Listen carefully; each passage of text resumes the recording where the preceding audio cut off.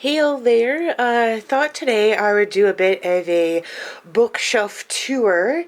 I have about like technically 4 bookshelves, which I am going to go with down and just kind of give a general overview of the books that I have.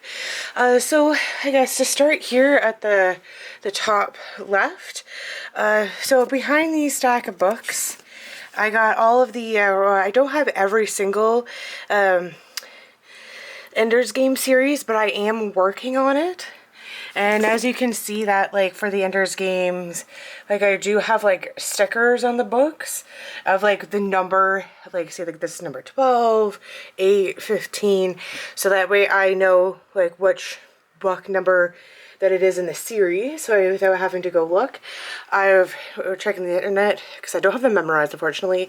I've done the same here with the Princess Diaries. Just have a label maker, just put a sticker on them, so that way I know which one is in the series. And then for these books, this is also by Meg Hobbit, the author who did the Princess Diaries. This is just another, like, character, the princess character that I thought was really nice. I have all of the Anna Green Gables series, which I'm really happy about. They're not all the same covers, but not really picky.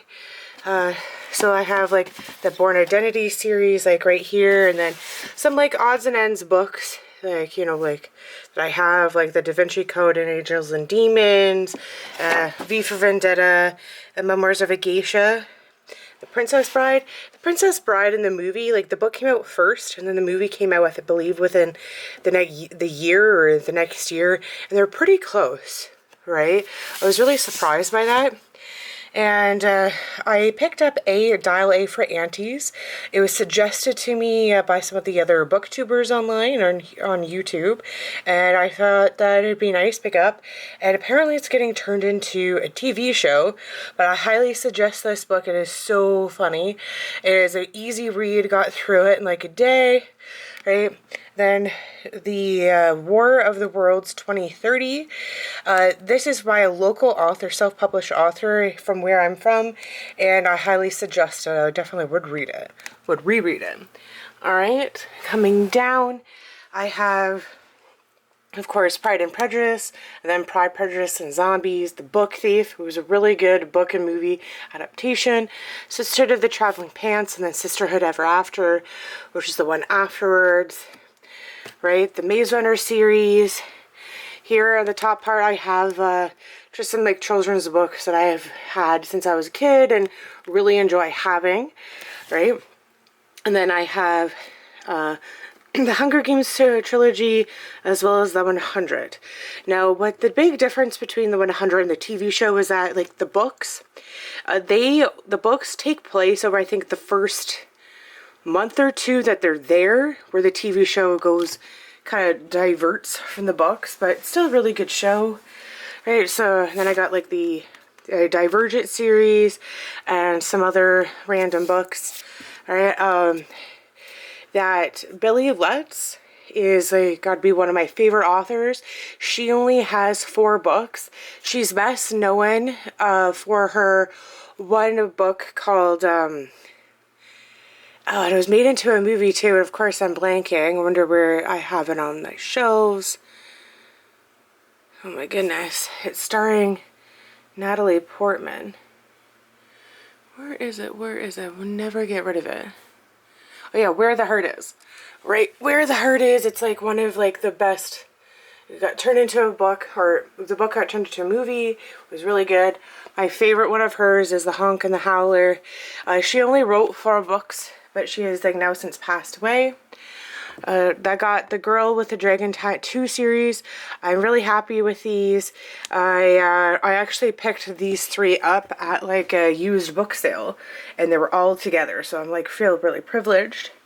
Here on my bottom shelf, I have the Inkheart series, which is, like, a really good series to read again.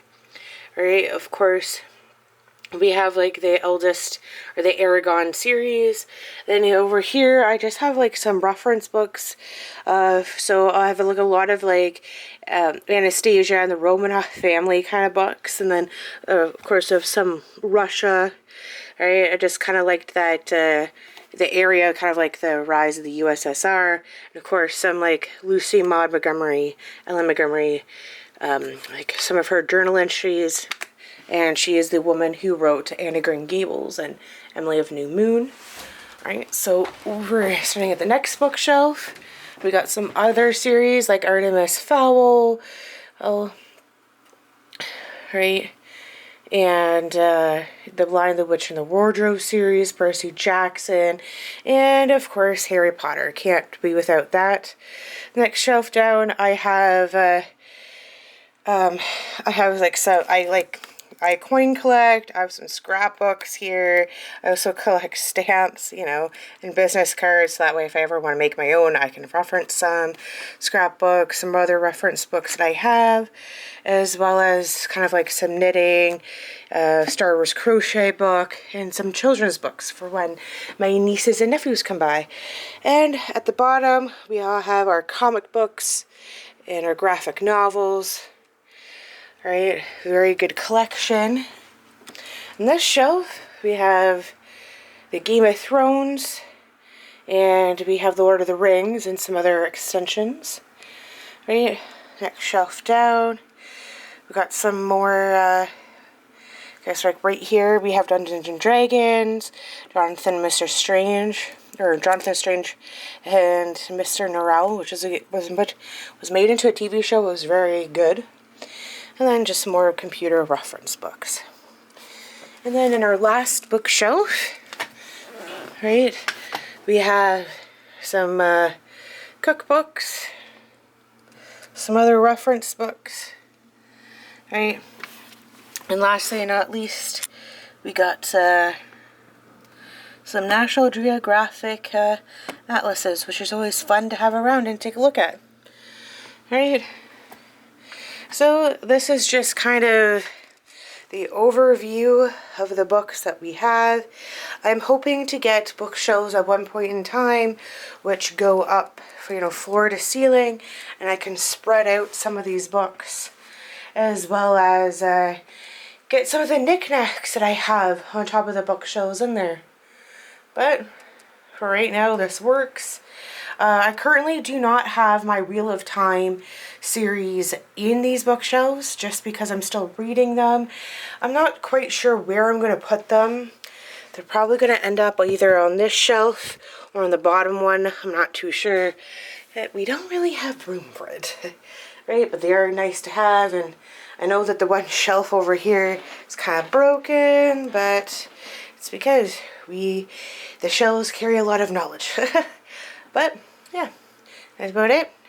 Hope you like the tour, and we'll see y'all next time. Bye!